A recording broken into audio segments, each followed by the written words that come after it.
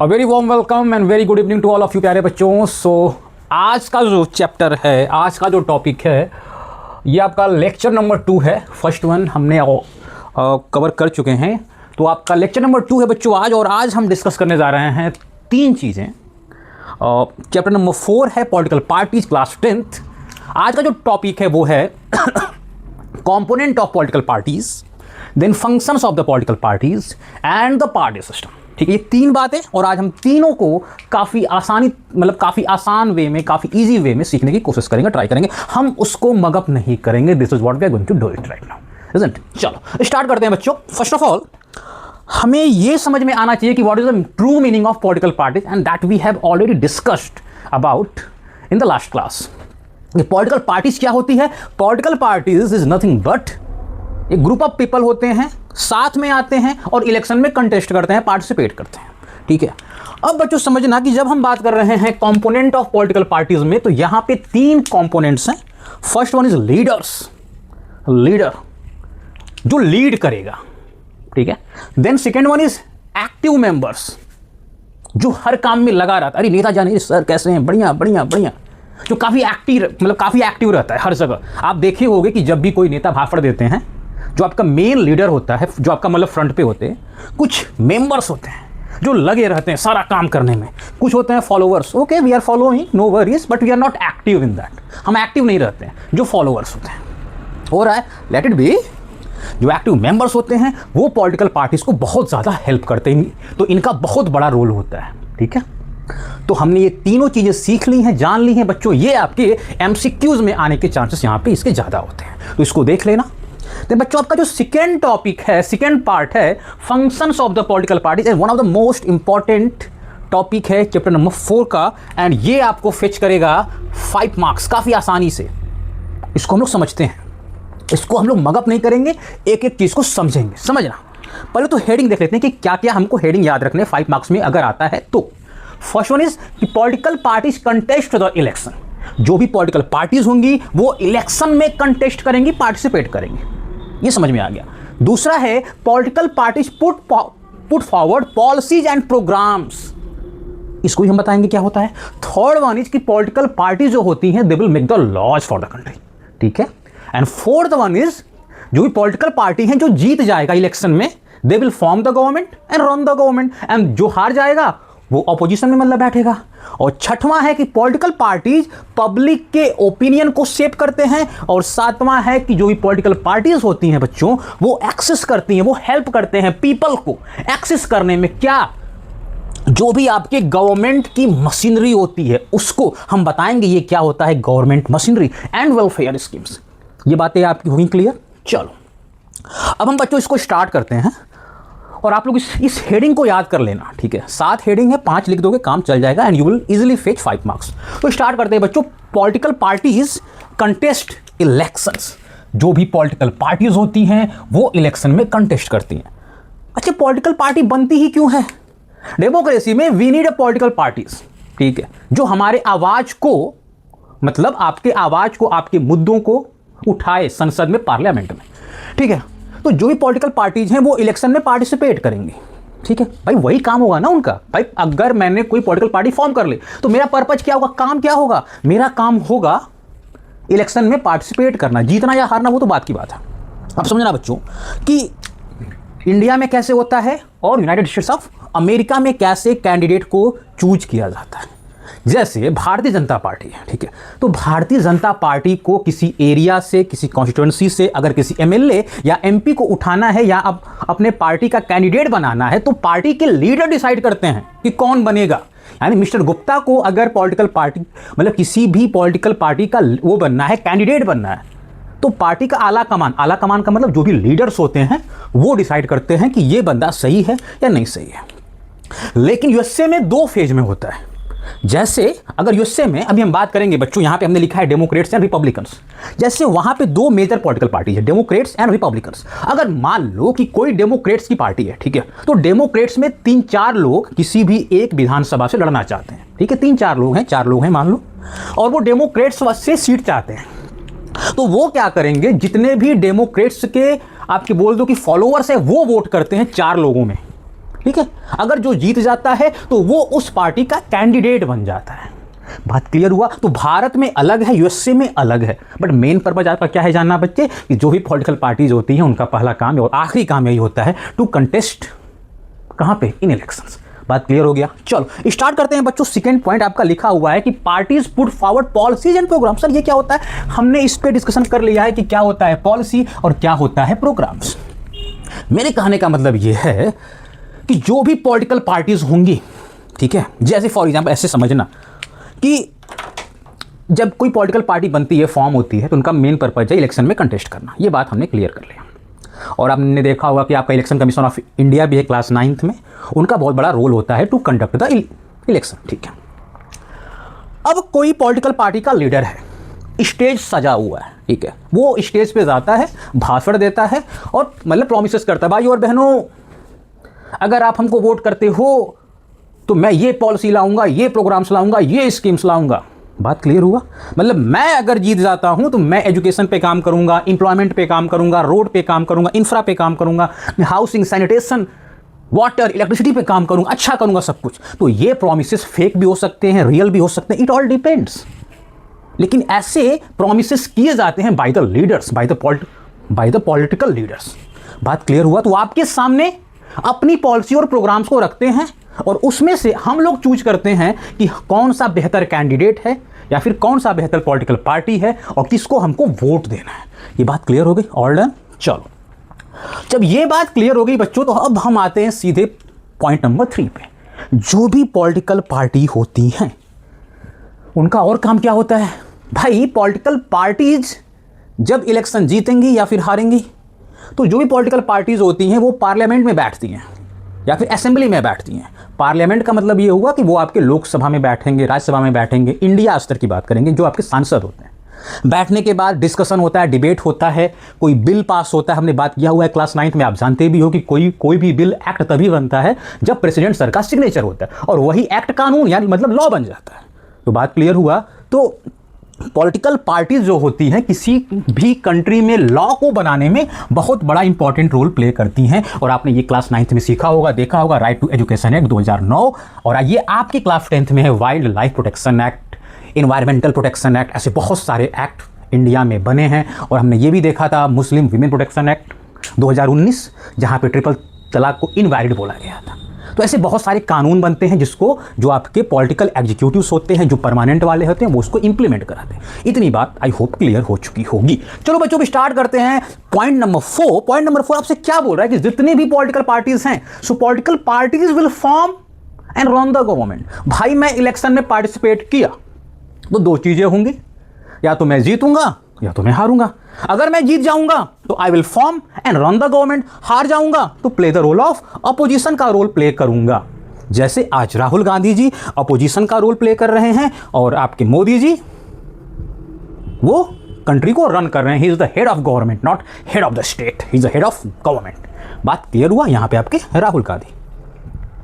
फिर बच्चों 6th point में बहुत सारे लोगों को कंफ्यूजन होता है, बहुत सारे बच्चों को होता है कंफ्यूजन। इसको भी देख लेते हैं कि जो भी पॉलिटिकल पार्टीज होती हैं वो पब्लिक के ओपिनियन को शेप करते हैं। Political parties influence what people think about issues, किस टाइप के इशूज के बारे में वो सोच रहे हैं। एक बात मेरी बताना, आप लोग समझना इस चीज को।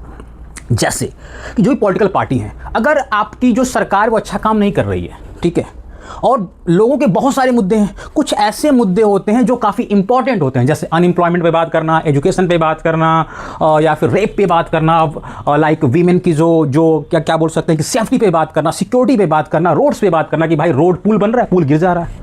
तो जो भी पॉलिटिकल पार्टीज होती हैं ना, वो हमारे आइडियाज़ को लेती हैं और उसको मुद्दा बनाती हैं, उठाती हैं, या फिर उसको इंप्लीमेंट कराने की कोशिश करती हैं। ऐसे अगर कोई एजुकेशन पे मतलब है प्रॉब्लम, तो मान लो आपका NEP आ गया, तो चेंजेस होते रहते हैं, प्रोग्राम, पॉलिसीज, स्कीम्स, एक्ट के थ्रू पब्लिक के ओपिनियन को जो पॉलिटिकल पार्टी है एक नया रूप देने की कोशिश करते हैं। आई होप ये वाली भी बात आपको क्लियर हो चुकी होगी। चलो बच्चों, लास्ट पॉइंट पे आते हैं कि जो भी पॉलिटिकल पार्टीज होती हैं वो हेल्प करती हैं पीपल को to access the government machinery and welfare scheme. Sir government machinery, what is that? ये है क्या? What is this? समझना, गवर्नमेंट मशीनरी क्या होता है? मशीन, ऐसा मशीन जो गवर्नमेंट को रन कर रहा है। भाई ऐसी मशीन है कौन सी? अरे सर नेता लोग तो हैं, मिनिस्टर्स हैं, हमने क्लास 9 में पढ़ा था, पॉलिटिकल एग्जीक्यूटिव, आपका permanent and temporary, permanent officers, ठीक है। तो इसमें गवर्नमेंट मशीनरी में ऑफिसेस, डीएम का ऑफिस है, एसडीएम का ऑफिस है, एसपी का ऑफिस है, डीएसपी का ऑफिस है, ऐसे बहुत सारे ऑफिसेस हैं। फिर ऑफिसर्स यानी अधिकारी। फिर क्या बोल रहा है, वेलफेयर स्कीम्स, हमने बात कर लिया है, वेलफेयर स्कीम फॉर एग्जांपल आपका मनरेगा। अब ऐसे समझना बच्चों कि जो ये पॉलिटिकल पार्टीज होती है ना, वो हेल्प करती हैं हमको, यानी सिटीजन को हेल्प करती हैं इस गवर्नमेंट मशीनरी को एक्सेस कराने में, ऑफिसेस और ऑफिशियल्स। यानी अगर कोई गवर्नमेंट मान लो कोई ऐसा स्कीम्स मतलब लेकर के आ रही है, वेलफेयर स्कीम्स लेकर के आ रही है जो लोगों तक पहुंचना चाहिए, तो उसमें कहीं ना कहीं आप लोग देखते होंगे कि जब कोई स्कीम से लोगों तक नहीं पहुंच पाती है, तो जो छोटे मोटे पार्टी होते हैं या फिर जो मतलब बड़े पार्टी होते हैं या फिर जो पार्टी अपोजिशन का रोल प्ले करते हैं या फिर जो मेजर पार्टी हैं, जो आपकी मतलब आपकी सरकार में ही जो पार्टी है, क्योंकि जो भी मुद्दे हैं वो आपके रन करेंगे यहीं से, डीएम ऑफिस, एडीएम ऑफिस, ऐसे जो भी बड़े बड़े छोटे छोटे ऑफिसेस होते हैं, तो वहां तक एक्सेस कराने का में जो हेल्प करते हैं बच्चों, वो पॉलिटिकल पार्टीज होते हैं। जैसे नेताजी, काम नहीं हो रहा है सर, एफआईआर रजिस्टर नहीं हो रहा है, तो क्या होगा, नेताजी आएंगे। फिर तो देखती हो कि क्या होता है जब नेताजी, विधायक जी, सांसद जी आते हैं, तो फिर जो आपके दरोगा जो होते हैं वो खड़े हो जाते हैं, यस सर, ठीक है, एंड वेलफेयर स्कीम्स। ये बात क्लियर हो गया। चलो अब बच्चों हमने ये वाले पॉइंट्स तो देख लिए और ये समझ में भी आ गया। एक बार इसको रिवाइज कर लेते हैं और बिना इसको रटे रिवाइज करेंगे। समझना कि मैं पॉलिटिकल पार्टी फॉर्म कर लिया हूँ, ठीक है, ऐसे चकना। अब आप लोग हमको देखो कि मैंने पॉलिटिकल पार्टी फॉर्म कर ली, ठीक है सर, आपने कर लिया। फिर मेरा जो पहला काम होगा, मैं इलेक्शन में कंटेस्ट करूंगा, ठीक है, मैं जीतूंगा हारूंगा वो बात की बात है। तो डेमोक्रेसी है, तो डेमोक्रेसी में सबके पास इक्वल चांसेस है, मेरे पास भी चांस है, वो मैं कंटेस्ट कर लिया, ठीक है सर, आपने कंटेस्ट कर लिया। अब क्या, अब मैं प्रॉमिस करूंगा जीतने के लिए, चाहे फेल हूं चाहे पास हूं, जीतूं या हारूं, चाहे वो फेक हो चाहे वो रियल प्रॉमिसेस हो, बट मैं करूंगा भाइयों और बहनों। अब की बार मैं ये करूंगा वो करूंगा, फला फला फला, ऐसे। या फिर आपके राहुल गांधी, मोदी जी, ये लोग आते हैं तो क्या करते हैं, प्रॉमिसेस करते हैं कि मैं आऊंगा तो ये कर दूंगा, मैं आऊंगा तो वीमेन को पिंक बस सेवा ला करके दूंगा, ऐसे करके। तो parties put forward policies and programmes, ठीक है। अब जब ये दो काम हो गया तो अब इलेक्शन होगा, और जब इलेक्शन होगा तो उसका रिजल्ट आएगा, और जब रिजल्ट आएगा तो एक हारेगा और एक जीतेगा। जो हारेगा वो जो जीतेगा वो फॉर्म करेगा गवर्नमेंट, वो रन करेगा गवर्नमेंट, और जो हार जाएगा वो अपोजिशन का रोल प्ले कर लेगा। चौथा हो गया, फिर ये दोनों मिलकर के लॉ बनाएंगे, कानून बनाएंगे, कहां पे, पार्लियामेंट में या फिर असेंबली में। फिर से पब्लिक ओपिनियन, अब हमारी आवाज कौन बनेगा और हमारे मतलब मुद्दों को कौन उठाएगा, तो पॉलिटिकल पार्टी। जो कि हमारे मुद्दे बहुत सारे होते हैं, बहुत सारे लोग हैं, सबके अपने अलग अलग प्रॉब्लम्स हैं, लेकिन कुछ ऐसे प्रॉब्लम्स होते हैं जो रियल और वैलिड होते हैं। और लास्ट वाला बच्चों, भाई कोई भी काम होता है, आप देखते हो, छोटा हो बड़ा हो या फिर गांव के लेवल पे हो, नगर पंचायत के लेवल पे, कुछ भी काम हो, तो कहीं ना कहीं पॉलिटिकल पार्टीज हमको हेल्प करती हैं उस चीज़ को एक्सेस करने में, ठीक है। चलो अब बच्चों थोड़ा सा लास्ट टॉपिक जो है वो हम समझ लेते हैं, पार्टी सिस्टम क्या होता है, या फिर how many parties are there, कितने पॉलिटिकल पार्टीज हैं, ठीक है, और किस टाइप से हैं। समझना, टाइप्स की बात करते हैं कि टाइप्स ऑफ पार्टी सिस्टम। तो 3 टाइप्स के आप देखोगे, first 1 party system, second party system, 2 party system, and last one is multi party system. अच्छा बच्चों, 1 पार्टी सिस्टम का मतलब क्या होता है, और इस वाले टॉपिक में बहुत सारे बच्चों को कंफ्यूजन होता है। उस कंफ्यूजन को आज बिल्कुल दूर कर दे रहे हैं, खत्म कर दे रहे हैं हमेशा के लिए। कॉन्सेप्ट पे ध्यान देना।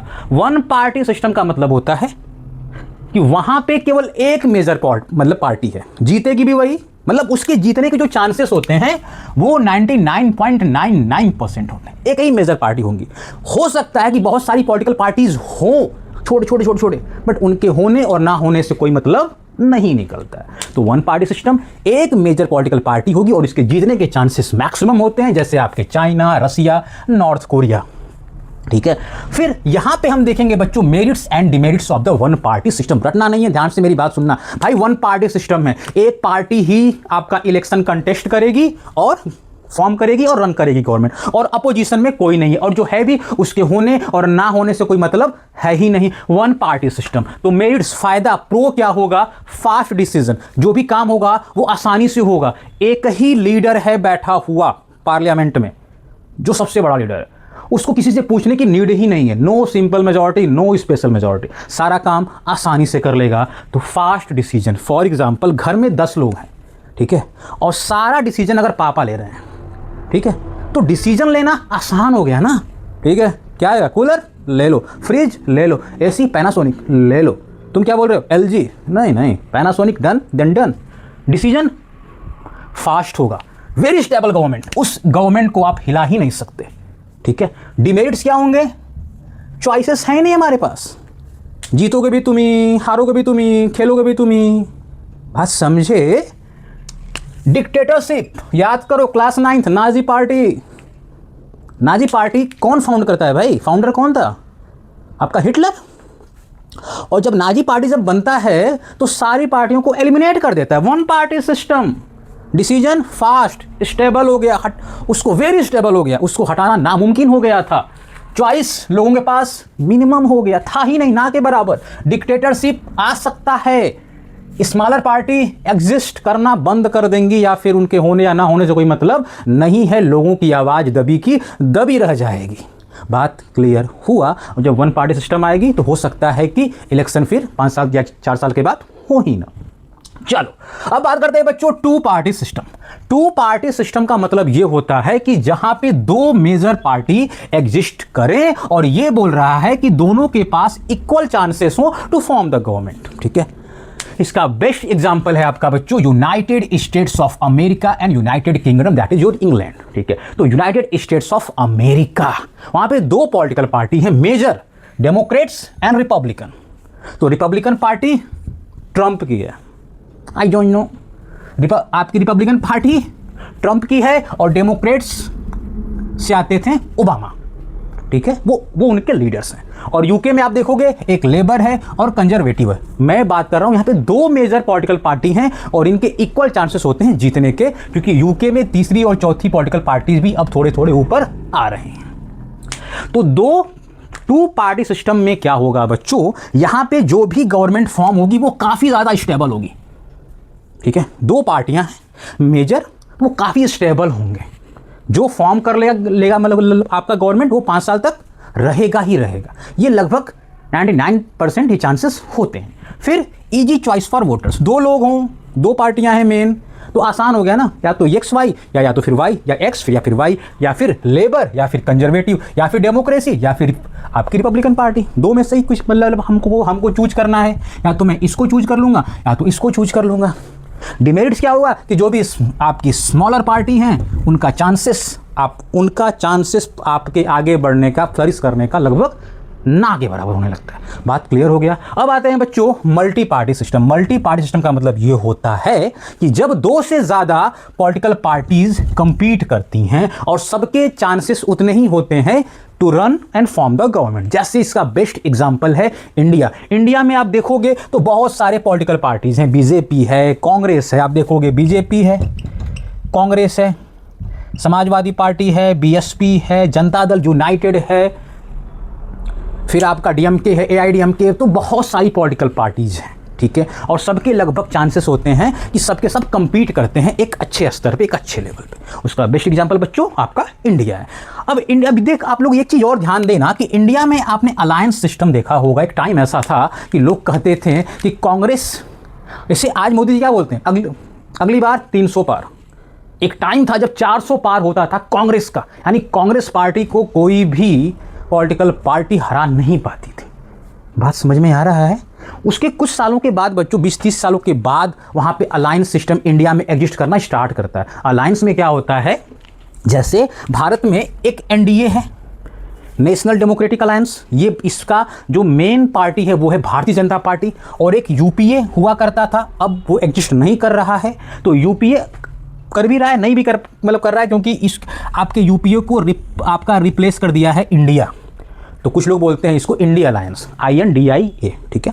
तो यूपीए में कौन आपका मेन आपका पॉलिटिकल पार्टी था, कांग्रेस। फिर है बच्चों आपका लेफ्ट फ्रंट, वही आपकी कम्युनिस्ट पार्टी जो कि इंडिया में एग्जिस्ट करती थी और हैं भी, ठीक है। तो आप देखोगे बच्चों अलायंस सिस्टम में जब हम बात करते हैं तो ऐसी बहुत सारी पॉलिटिकल पार्टियां हैं। जब किसी भी पॉलिटिकल पार्टी को मेजॉरिटी नहीं मिलता है, तो बहुत सारी छोटी छोटी पार्टियां आकर के, या मतलब बड़ी बड़ी पार्टियां आकर के आपकी गवर्नमेंट को फॉर्म कर लेते हैं। जैसे मैंने बोला कि लोकसभा में मान लो 543 सीट्स हैं इस समय, तो और सरकार बनाने के लिए यू नीड एटलीस्ट 273 सीट्स। ठीक है। तो 273 सीट्स आपको चाहिए या फिर 2 सीट्स चाहिए आपको। तो अगर जैसे इस बार क्या हुआ था 2024 के इलेक्शन में Bharatiya Janata party got only 240 seats. तो किसी भी पॉलिटिकल पार्टी को मेजॉरिटी का आंकड़ा मतलब वो क्रॉस नहीं कर पाए थे, किसी पॉलिटिकल पार्टी को मेजॉरिटी नहीं मिला था। जब मेजॉरिटी नहीं मिला था तो भारतीय जनता पार्टी के साथ कुछ पार्टियां आ गई, अलायंस कर ली, और वो लोग मिल करके क्या करते हैं बच्चों, गवर्नमेंट को फॉर्म कर लेते हैं। उसका नाम है एनडीए। इसमें मेरिट्स क्या हैं बच्चों, आपके पास चॉइसेस बहुत सारे हैं, तुम नहीं कोई और सही, कोई और नहीं कोई और सही। बात क्लियर हुआ। बीजेपी नहीं कांग्रेस, कांग्रेस नहीं सपा, सपा नहीं बसपा, बसपा नहीं ये ब्ला ब्ला ब्ला। तो बहुत सारे ऑप्शंस हमारे पास खुल जाते हैं। फिर बच्चों है कि आपका फिर डिफरेंट ग्रुप्स रिप्रेजेंटेड, आपकी माइनॉरिटी को भी रिप्रेजेंट करने के लिए लोग होंगे, मेजॉरिटी को भी लीड करने के लिए लोग होंगे, आपको कास्ट के बेस पे, रिलीजन के बेस पे, आपके जेंडर के बेस पे, हर ग्रुप या मतलब आपका जो मतलब पुअर है या फिर आपका रिच है, सबको प्रॉपर रिप्रेजेंटेशन मिलता है, सबकी आवाज़ सुनी जाती है। ये पॉसिबल है, यहाँ पे वो पॉसिबल नहीं है, और कहीं ना कहीं यहाँ पे भी वो चीज़ें हल्की सी छूट जाती हैं। फिर बात करते हैं बच्चों डिमेरिट्स का। तो गवर्नमेंट जो होती है यहाँ पे आप देखोगे कि यहाँ पे जो डिसीजन मेकिंग होगा वो काफ़ी ज़्यादा स्लो होगा, ठीक है, काफ़ी ज़्यादा स्लो होगा, और अनस्टेबल भी होगा। कब होगा, जब अलायंस होगा। अगर किसी पॉलिटिकल पार्टी को मेजॉरिटी मिल गई है तब तो अनस्टेबल नहीं होगा। अगर वो इसको क्रॉस कर ले रहे, जैसे इसीलिए मोदी जी बोला करते थे कि अब की बार 300 पार 400 पार, यानी फुल मेजॉरिटी। अगर मेजॉरिटी में नहीं है, बहुत सारी political party X + Y + Z + A + B + C पार्टियां मिल करके सरकार बना रही हैं, तो वहां पे जो भी गवर्नमेंट होगी वो अनस्टेबल होगी। तो आपको मेरिट्स और डिमेरिट्स समझ में आ गया। आई होप जितनी भी बातें मैंने पढ़ाई हैं आपको, वो आपको लगभग क्लियर हो चुकी है। अब मेरी बात ध्यान से सुनना प्यारे बच्चों, ये जो फंक्शंस है, फंक्शन का मतलब आप यूँ बोल सकते हो वर्क, आप इसको वर्क भी बोल सकते हो। ये 5 मार्क्स में आने के चांसेस हैं, और इसके बच्चों 3 मार्क्स में आने के चांसेस होते हैं। आपसे पूछ सकता है कि पार्टी सिस्टम को डिफाइन करो, 1 पार्टी, 2 पार्टी और मल्टी पार्टी, या इसमें क्या अंतर है, सेम बातें लिखोगे। अगर इसको एक्सप्लेन करने को बोलेगा, सेम बातें लिखोगे। अगर आपसे पूछता है कि 1 पार्टी सिस्टम का मेरिट्स और डिमेरिट्स क्या है 2 मार्क्स में, इसको ऐसे आप लोग लिख सकते हो। इंपॉर्टेंट है 2 और 3 मार्क्स में। ये आपका MCQ में ये 5 मार्क्स का one of the most important question है। होप आपका बेस क्लियर हो चुका है, अंडरस्टैंडिंग डेवलप हो चुकी है। मतलब मेरी जो मैं कोशिश ये करता हूँ, I strive hard to make you to recall, ये जो जितने भी टॉपिक्स हैं वो काफ़ी ईजी तरीके से आपको समझ में आ जाए, आपकी अंडरस्टैंडिंग डेवलप हो, आप लोग मगअप ना करो, रूट लर्निंग ना करो, ठीक है। तो स्टिल अगर आपको कोई भी डाउट्स हो तो आप पूछ सकते हो कमेंट में, ठीक है। So thank you very much, thanks a lot and all the very best.